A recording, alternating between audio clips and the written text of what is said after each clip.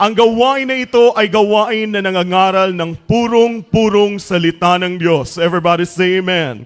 Kabilang sa pinag-uusapan sa salita ng Diyos ay ang patungkol sa pagbibigay. Ang pinakapopular na pinag-usapan sa salita ng Diyos, number one topic in the Bible, ay patungkol sa kaharian ng Diyos o yung ating tahanan sa langit. Everybody say amen. Number two, most popular topic sa Biblia, baka magulat kayo, patungkol sa pera.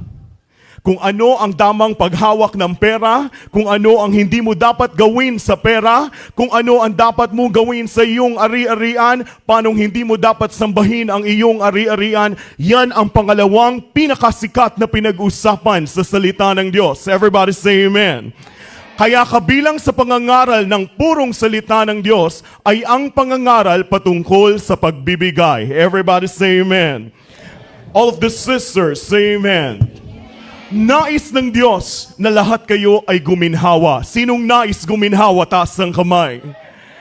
All of the sisters, basahin natin itong unang talata patungkol sa ano ang kalooban, ano ang nais ng Diyos para sa bawat isa sa atin. All of the sisters, say amen.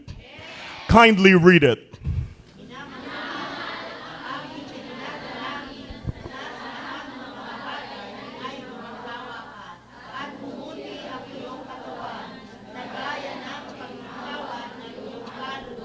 Everybody say amen. Sabi niyan, mga minamahal, dinadalangin na sa lahat ng bagay ay guminhawa ka at bumuti ang iyong, kung ikaw ay mayroong karamdaman, nais ng Diyos na bumuti ang iyong katawan. Amen. Kasabay ng ano? Ng pagginhawa ng iyong kaluluwa. Ano ibig sabihin niyan, mga minamahal? Yung wala na tayong naisip at nagagawa na tayo nakukonsensya, yan ay kabigatan sa ating kaluluwa. Everybody say amen. Nais ng Diyos na ang tao ay guminhawa. Everybody say amen. Basahin natin ang pangalawang talata. All of the brothers say amen. Medyo mahina, brothers. Say amen. Basahin natin ang ikalawang talata mula sa aklat ng Deuteronomio, Kapitulo 28, versikulo 13. Sabay-sabay po, brothers. Panginoon na ulo at hindi buntot, at ikaw ay magiging sa ibabaw lamang at hindi ka mapapasa ilalim. Mayroon po ata itong kadugtong, kung hindi ako nagkamali. Kung iyong didinggin ang mga utos ng Panginoon mong Diyos na aking iniuutos sa iyo sa araw na ito, na iyong sundin at gawin. Balikan po natin ang simula. Sabi dito, God bless you, brothers, for reading the Word of God. Yung pong unang parte ng Deuteronomio, ang balikan po natin. Sabi po diyan, gagawin ka ng Panginoon na at hindi. Ibig sabihin, kung sa trabaho, ikaw ang gagawing boss. Hindi ka gagawing basta empleyado lamang. Amen. Nais ng Diyos na ikaw ay nasa ibabaw. Ibig sabihin, kung mayroong nangangailangan, ikaw ang nagbibigay doon sa nangangailangan. At hindi ka mapapasa ilalim. Malinaw ba, mga minamahal? Ngunit, mayroong kondisyon. Sabi doon sa kadugtong ng parehong talata, sabi doon, kung, ano sabi doon? Iyong didinggin, ibig sabihin, anong ginagamit sa pandinig? Ang ating tainga, mga minamahal. Kailangan pakinggan mo ang utos ng Diyos. Everybody say amen. Ibig sabihin, habang ako'y nagpapaliwanag dito, hindi ka dapat nakikipag-usap sa iyong katabi. Everybody say amen. Ibig sabihin, habang nagpapaliwanag sa pagbibigay, hindi ka dapat nagpunta sa CR. Everybody say amen. Ibig sabihin, pag nagpapaliwanag sa pagbibigay, hindi nagsa-cellphone. Everybody say amen. Kailangan pakinggan ang utos ng Diyos. Balakbakan natin ating dakilang Diyos. Kung iyong didinggin ang mga utos ng Panginoon mong Diyos na aking iniuutos sa iyo sa araw na ito, huwag mo lang pakinggan. Ano pang iyong gagawin? Iyong sundin mo at ibig sabihin, mga minamahal, di naman yung nakangiti kayo sa akin, pero hindi naman inyo sinusunod. Amen? Kailangan, mga minamahal, kumikilos tayo. Pag nadinig natin ang utos ng Diyos, may dalawang bagay tayong kailangan gawin. Kailangan nating sundin at gawin. Everybody say amen. Naunawaan ba natin, mga minamahal? Talon tayo sa susunod na talata, mga minamahal. Malakias Kapitulo 3, versikulo 7. Ito ang iniutos ng Diyos. Ang lahat ay magsabing Amen. Sabay-sabay po tayong magbabasa, kasama po ang mga kids. Kids, say Amen. Sabay-sabay po nating basahin mula sa aklat ng Malakias, Kapitulo 3, versikulo 7. Simulan po. Mula ng mga kaarawan ng iyong mga magulang, kayo'y nangagpakaligaw sa aking mga tuntunin, at hindi ninyo tinalima. Manumbalik kayo sa akin, at ako'y manunumbalik sa inyo, sabi ng Panginoon ng mga hukbo. Mayroon pong kadugtong. Ngunit inyong sinasabi, sa ano kami manunumbalik? Tapikin mo yung nasa kanan, sabihin mo, sa ano kami manunumbalik? Tunghayan natin ang kasunod sa versikulo 8. Sabay-sabay po natin basahin. Nanakawan baga ng tao ang Diyos, gayon may ninanakawan ninyo ako. Ngunit inyong sinasabi, sa ano ka namin ninanakawan? Sa mga ikasampung bahagi at sa mga handog. Mayroong utos ng Diyos na hindi tinalima ng tao. Ito'y pagnanakaw sa Diyos kapag hindi mo ginawa. Ito ang pagbibigay ng ikasampung bahagi, or in English, 10%, o yung tinatawag na tithes. Everybody say amen. Kung ikaw ay sumahod sa isang araw ng 500 piso, ilan ang 10% dyan? 50 pesos. Yan ay pag-aari ng Diyos. Kailangan mong ibalik sa Diyos. Amen. Kapag hindi mo ibinalik, ano ang tawag sa'yo?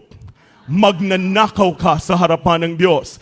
Mga minamahal, at sinabi doon, hindi lamang yung ating tithes yung ating ninanakaw, kung hindi yung ikasampung bahagi at mga handog. Pag-usapan natin yan sa ilang sandali po lamang. Ngunit dito muna tayo sa ikasampung bahagi. Sa parehong aklat, kapitulo, Malakias 3:10, all of the sisters, say amen.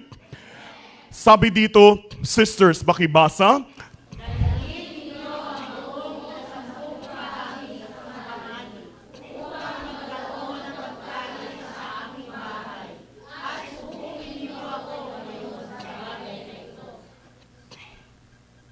Tuloy po.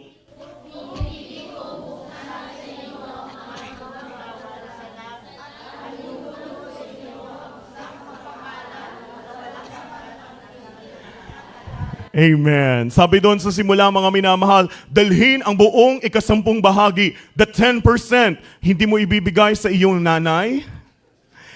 Hindi mo ibibigay sa iyong asawa? Dapat daw buo pag sa asawa. Pero yung 10% ay dadalhin sa kamalig. Ano ibig sabihin ng kamalig, mga minamahal? That's the storehouse o yung imbakan. Amen. Upang magkaroon ng pagkain, ano ba yung tinutukoy na pagkain sa Biblia? Yan ba'y literal na pagkain?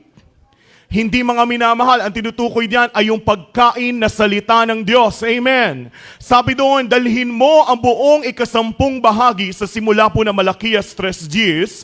Sabi doon, dalhin mo ang buong ikasampung bahagi sa kamalig. Ang kamalig ng Diyos ay dito, sapagkat dito kayo kumakain ng salita ng Diyos. Everybody say amen. Dito ninyo dadalhin yung ikasampung bahagi, at anong gagawin ng Diyos? Kaniyang bubuksan ang mga dungawan sa langit. Sabi nga ng ating pastora, ano ba ang mas marami sa langit? Yung pintuan o yung bintana?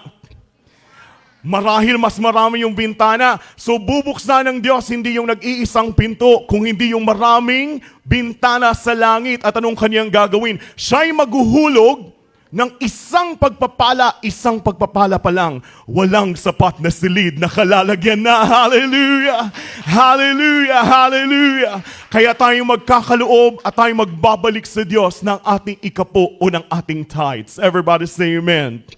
Tutuloy na po tayo, mga minamahal, sa pangalawang bagay na nakasulat sa Biblia, utos ng Diyos na hindi sinunod ng tao. Ito ay yung offering o yung ating mga handog. Ito namang talata, mga minamahal, ay mababasa natin sa Korinto. All of the brothers, say amen. Simulan po natin ang pagbasa sa hindi pagtatagal. 2 Korinto, Kapitulo 9, versikulo 7. Magbigay ang bawat isa ayon sa ipinasya ng kaniyang puso, huwag mabigat sa loob o dahil sa kailangan, sapagkat iniibig ng Diyos ang nagbibigay ng masaya. Praise the Lord. Sabi niyan, mga minamahal, pagdating sa handog, hindi lamang ang mayaman ang magbibigay. Amen. Hindi lamang yung sumweldo ang magbibigay. Amen. Sabi niyan, magbigay sino? Kasama ba kayo doon, mga minamahal?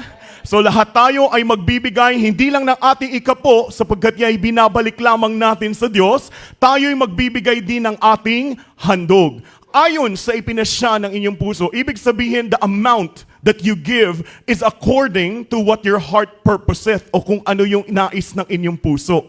Lahat ay magbibigay, doon magkakaiba-iba sa ipinasya ng iyong puso kung gaano kalaki ang iyong ibibigay. Malinaw po? Ngayon mga minamahal, ito ang aking hamon sa inyo. Karamihan sa inyo, ang gawain na ito ay ang inyong tahanang espiritual. Everybody say amen.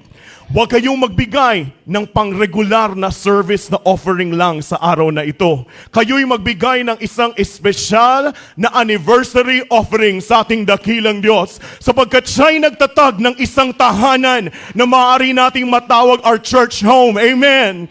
And today we're gonna glorify God with our offering, with our love offering for the anniversary of the church that He built for us. Everybody say amen.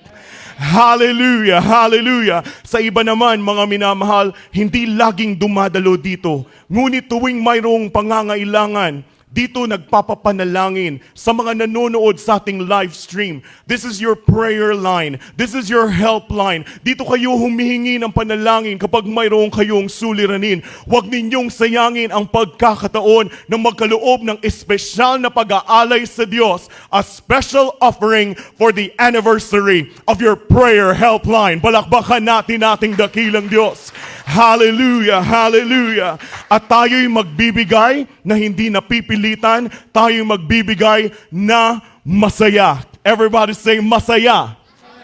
Parang hindi tunog masaya. Masaya. Praise the Lord. Bakit tayo magbibigay ng masaya? Huling talata, mga minamahal. Sabi diyan sa Aklat ng Mga Bilang, Kapitulo 23, Kapitulo 19. Lahat po tayo magbabasa. Everybody say amen. Simulan po natin ang pagbasa. Ang Diyos ay hindi tao na magsisinungaling, ni anak ng tao na magsisisi. Sinabi ba niya at hindi niya gagawin? O sinalita ba niya at hindi niya isasagawa? Palakbakan natin ating dakilang Diyos. Walang anumang bagay na sinabi ang Diyos na hindi natupad. Amen.